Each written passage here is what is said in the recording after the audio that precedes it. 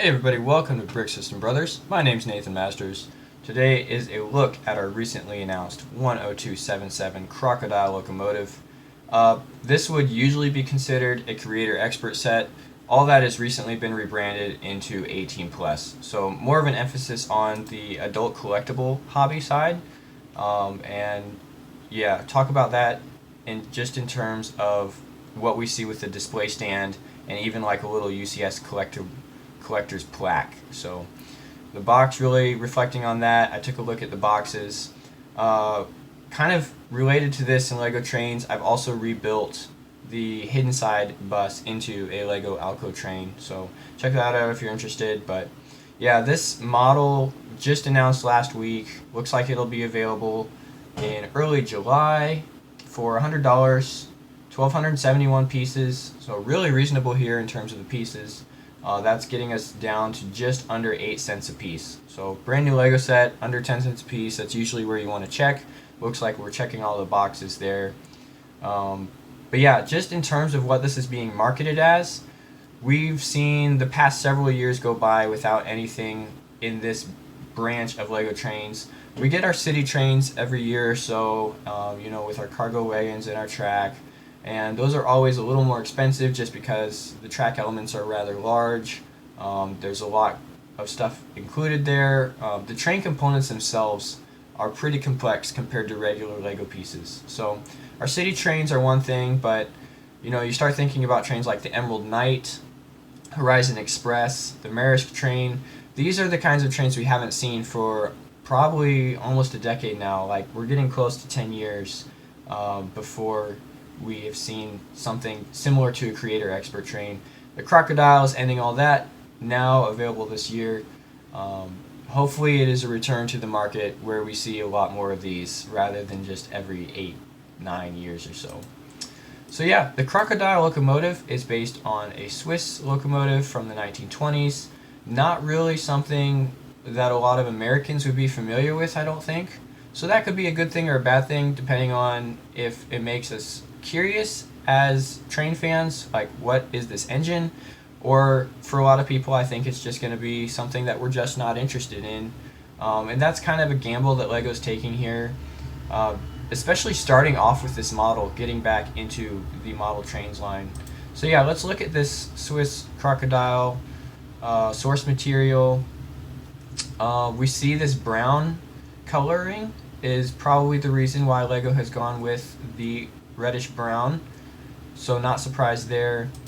The wheel arrangement looks pretty realistic, where we have these larger drivers under the cab and then a few smaller ones under the noses. So really good design on that being reflected here.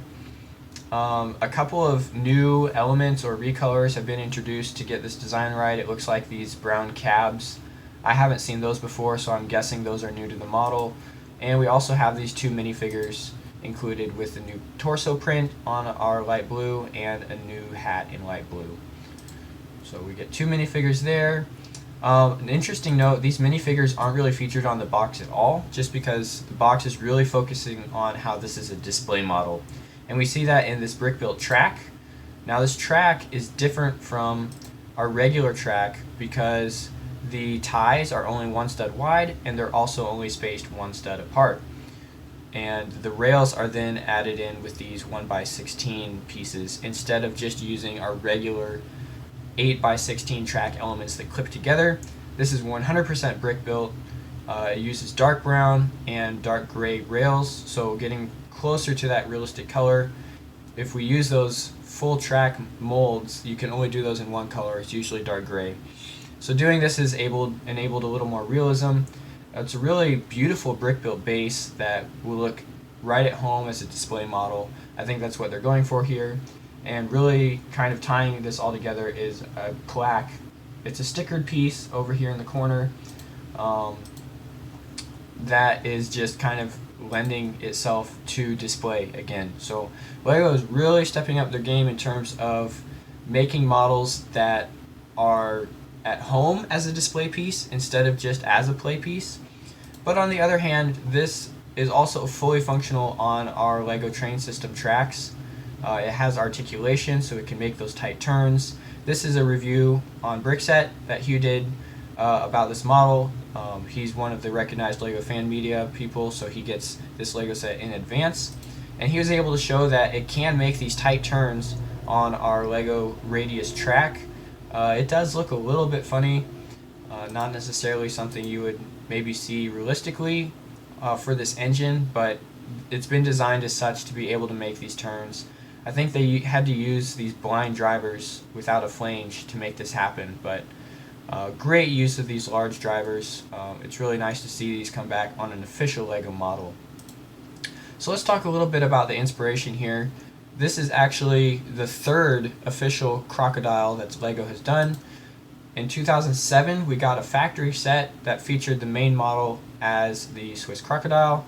It was done in red at the time. This is the Switzerland flag, so again paying homage to that original locomotive. The factory set actually put an emphasis on being able to build a lot of different models. And we saw a pretty similar piece count and price point, $100 and 1,080 pieces. So for a train that was able to rebuild into all these other trains, this was actually a really cool set.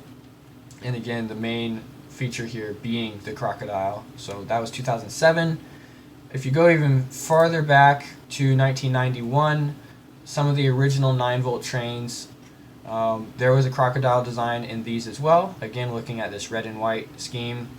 Not quite the same insignia on here with the Swiss flag, but it's pretty obvious that this color scheme does represent that as well. So really nice to see kind of a bloodline through the LEGO history here with the Crocodile locomotive all the way back to 1991. And I'm sure people were building locomotives with the LEGO train system even before LEGO did an official model. So being a European company, I think the Crocodile makes a lot of sense, even though to a large portion of its market, North America might not be as familiar with this Swiss engine. So it'd be cool, it'd be interesting to see if for LEGO train fans not familiar with the engine, is that gonna be something that it just happens for us, so it's like, well, we're not really interested in the model itself and we don't buy it? Or is it going to be something where we want to actually learn more about this and in the process, open up to a wider range of locomotives instead of just being tied down to our classic American steam that we know and love? So even though a classic American engine would have done really well, I'm glad LEGO is starting the 18 plus line of trains with this locomotive because it gives us as a community the opportunity to kind of influence where this goes. If this performs really well, I think we could see maybe a new train every year, every other year. If it doesn't do as well, then that might also send a message to LEGO about what we're interested in as a product. So kind of a gamble here for the LEGO group, and that was mentioned in the interview with Jamie Berard, New Elementary, I believe. I'll drop the link down in the description. So yeah, that's the history of the Crocodile in official LEGO form. We've also seen the Crocodile show up on LEGO Ideas. So a couple interesting notes here. Before you just say that LEGO ripped off this idea, I don't think we can say that because, well, A, it's a Swiss engine from 1920, so I think anyone has the right to make models of something that already exists. And so if you put a model on LEGO Ideas that's based on something that already exists in the real world, I don't think that gives you exclusive rights to ever making other LEGO models of that. I mean, that would be like me making a model of the American Big Boy engine and then getting upset if LEGO did that again in the future, just because I had submitted an idea. And this idea didn't even reach 10K supporters. So it'd be one thing if this reached 10K supporters and had the opportunity to become a real LEGO set and LEGO turned it down just because they were working on their own product. But this particular model did not reach that milestone. And there are some significant differences here. I think this is a 10 wide scale, so really large part count, really high complexity. I just think most train fans aren't looking for such an in-depth model. I think the Crocodile that LEGO has produced is a lot closer to what we want. It's really a happy compromise here between people that are going to be running this train on their layouts as a train and people that want a Lego display piece that's something different and something kind of, you know, a talking point, something interesting up on the shelf. So kind of merging those into one product, Crocodile being a result of that. So yeah, I can't really gripe about Lego making a design that we have seen a recent design for on Ideas. I don't think that's justified in saying that this was just blatantly ripped off. It's obviously quite a different model, and again, not reaching that supporter milestone, kind of discounting that as an argument. So yeah, that's where I stand on it. That's kind of the main consensus on the review on Brickset. So kind of going back and forth down here in the comments about this, you can see kind of the back and forth and a lot of those links and images here coming from that thread. So check that out. The other thing that I found that I wanted to mention is this model is apparently a mock by HA Bricks in late 2018. So if you start looking at this model, this is actually a lot closer to our Lego design that will be available in July, down to the large drivers and then these little arch pieces here. The slope on the front with a 2x4 tile. There's a lot more going on here that's similar to our official Lego model than the Ideas one. So I think if there's cause for concern on designs being stolen, it might be here. But I really want to emphasize this date right here. This is only a year and a half ago. Yeah, just almost 2 years now. And so at first glance, it might look like this is the model that was stolen for this design, this model here. But I don't think that's how it works. I think this Crocodile has been in development for at least 3 years.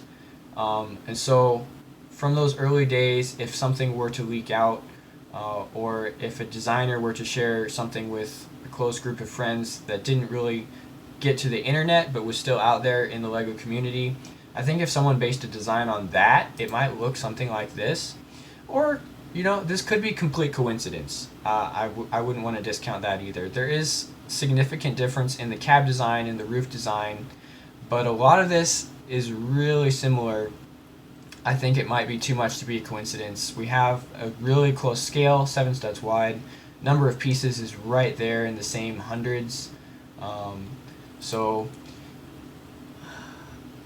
I don't know. This one is kind of could go either way, guys. I don't know for sure. I'll link to this YouTube video. You can check out their design. They've also put it on Flickr and stuff. So let's keep an eye on this and see if it comes up in other forums and discussions. But I just wanted to mention that I don't really have a problem with the design being that similar, because I think if you have two designs that start with the same source, it wouldn't be a stretch to get really similar details done at different points on the model, even down to these little arches, depending on, yeah, that's a feature on the original locomotive. And so if you're trying to replicate that, there's only a finite number of Lego elements that we have in the system to use. And so if two builders have a really similar mindset, I think that could end up being done with the same elements totally independently of each other. And that's probably what happened here, is my guess, but it would be really easy to start pointing fingers and saying this design stole from this design or the other way around.